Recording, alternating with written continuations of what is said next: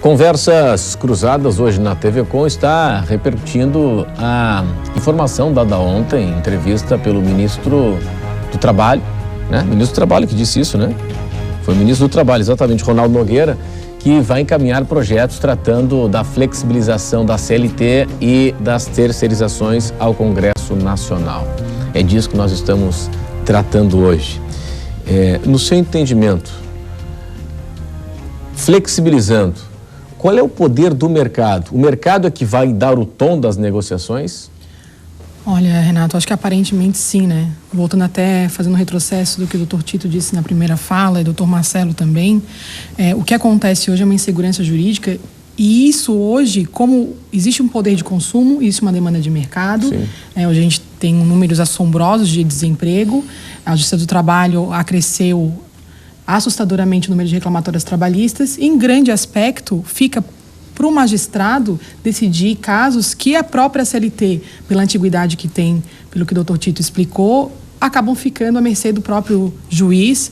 Então, falando ainda de terceirização, só fazendo um pé de página, a terceirização hoje está sendo discutida por uma lei que já está tramitando há muito tempo, mas a Justiça do Trabalho, com a súmula 331 do TST, já vem discutindo esse assunto há muito tempo, né? Responsabilizando aquele que toma um serviço, pelo menos de uma maneira subsidiária. Então, voltando à tua pergunta, eu acho que o poder de consumo vai depender, essa gestão, esse momento, vai depender, como o doutor disse agora no intervalo, que o mercado sempre se ajusta. Hoje a gente tem uma demanda, tem uma oferta e tem uma procura. Se vai precarizar as relações de trabalho ou se vai aumentar o trabalho informal, é uma consequência que a gente vai ver na prática de todos esses atos que estão acontecendo agora, de todas as reformas que o doutor Ramon expôs na primeira parte. Bom, agora eu queria voltar aqui a essa questão, né, para a gente sair um pouquinho do campo teórico para o campo prático. Isso pode trazer impacto naqueles pontos que eu levantei agora há pouco, como férias, 13º, redução salarial e FGTS, no seu entendimento? Olha, sem dúvida nenhuma. É claro que isso vai ser analisado caso a caso, como bem ponderou o doutor Marcelo. Nós teremos casos de sindicatos mais fortes que não permitirão que haja a supressão de direitos dos trabalhadores, mas nós temos também sindicatos enfraquecidos com uma representatividade não tão expressiva, e nesse caso restaria prejudicado os direitos básicos do trabalhador. Aproveitando aqui a fala, a doutora acabou de colocar que nós vamos ter que ver na prática se vai haver precarização do trabalho ou não, e eu digo que isso não é uma colocação.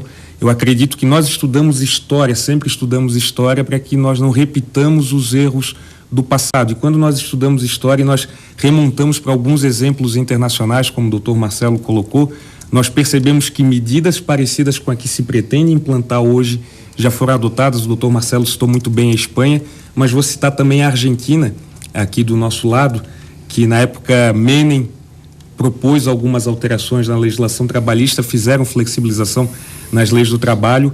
Lá os números mostram que não é a melhor opção.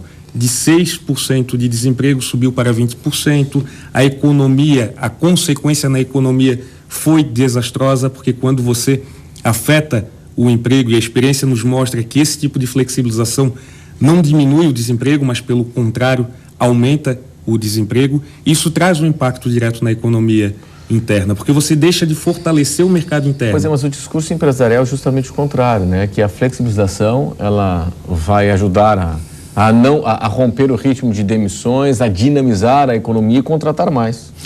Nós defendemos a especialização, os serviços realmente que necessitam de especialização. Né? Esses serviços é que seriam, na verdade, terceirizados na nossa visão. Médico, por exemplo? Também. É interessante porque nós temos o próprio governo, né? Nós temos várias autarquias, várias empresas, podemos citar a Petrobras, uma das maiores, foi, né? Hoje não é mais, que terceiriza seus trabalhos, né? O Correio terceiriza, a Caixa Econômica terceiriza, e é interessante que não vamos generalizar isso para todo o funcionalismo público, porque eu tenho uma consideração muito grande e eu encontro pessoas boas e ruins em todos os setores, mas, na verdade, esse é o trabalho que o funcionário público não quer fazer. Servir cafezinho, serviço de limpeza, eles não querem fazer.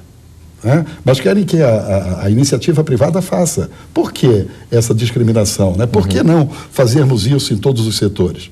Por que não estudarmos isso com profundidade, né? Quando se trata de especialização, que é o que o setor privado, na verdade, quer, isso faz com que, principalmente no momento que estamos vivendo, nós tenhamos aí uma resposta muito rápida na criação de novos empregos, os milhares de empregos que foram perdidos aí nesses 2 últimos anos. As relações trabalhistas, elas precisam mudar. Hoje, em função do grande número de processos, né, que se busca a cada dia, o empregado sai da sua empresa e ele vai automaticamente buscar seus direitos, tendo ou não, porque ele não tem absolutamente nada a perder, ele só tem a ganhar. O outro lado nunca vence. É sempre voltado para ele. Você vê esse desequilíbrio na justiça do trabalho? E, claro, nós temos esse desequilíbrio. É muito difícil você encontrar... O chamado hipossuficiente acaba ganhando sempre. Ele sai ganhando já, né? Busca um advogado tal, e ele já sai ganhando.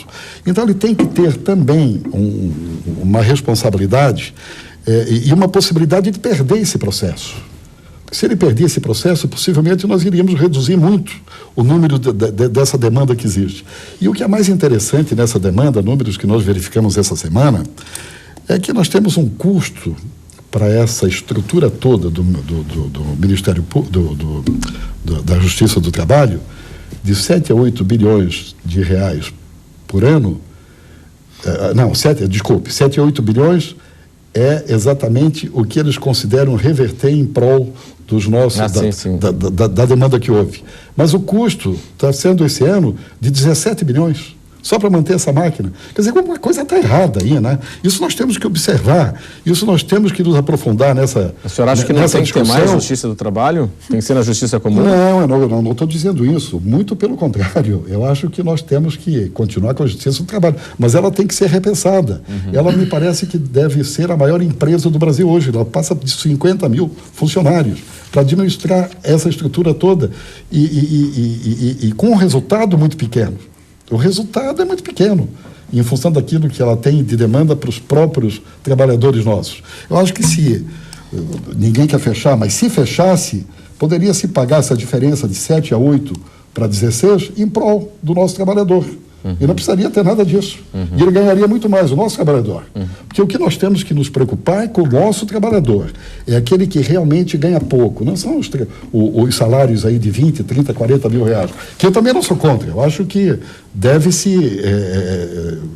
nós temos profissionais que merecem ganhar esse valor.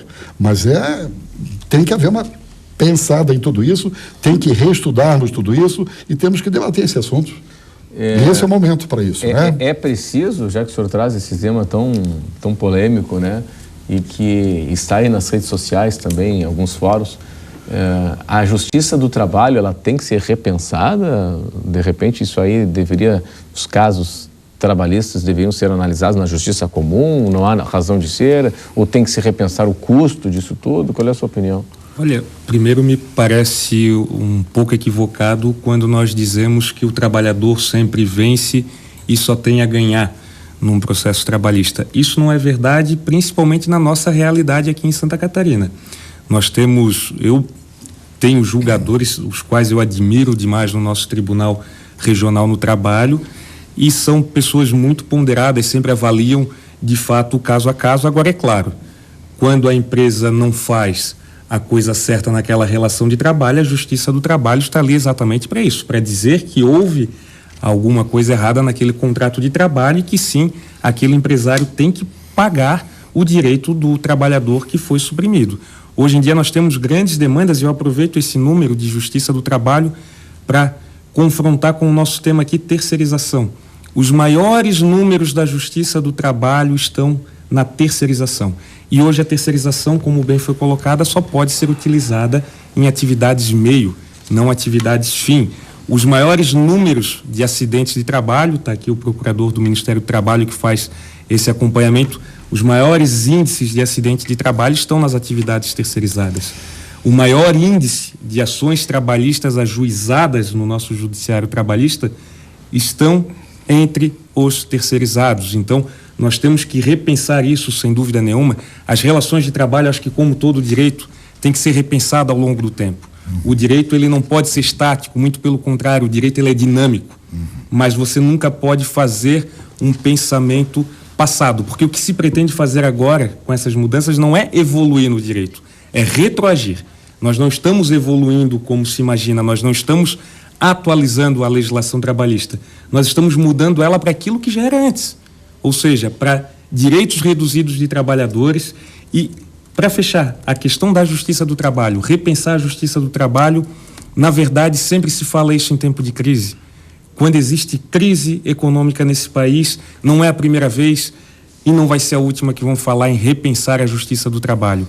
O empresariado sempre culpa a justiça do trabalho por uma grande parcela da crise econômica. Nós vemos isso hoje. A justiça do trabalho sofreu um corte seletivo nas suas verbas de maneira drástica, ou seja, as verbas que foram repassadas pelo governo federal para a justiça do trabalho nesse ano foram menores do que aquelas que foram repassadas para o Judiciário Federal. Por que isso? Isso nós já vemos grandes movimentos do TRT tratando sobre o assunto.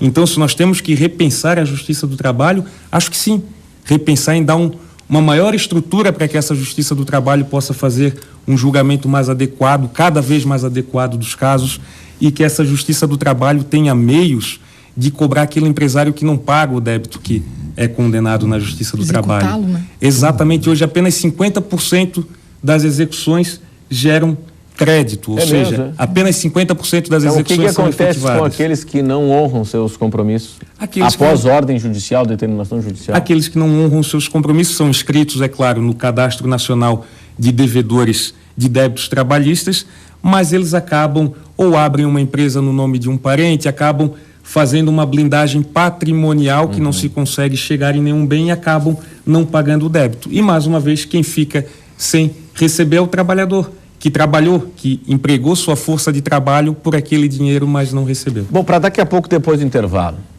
há engessamento na legislação atual? Eu gostaria de pontuar aqui com a senhora, onde é que está o problema?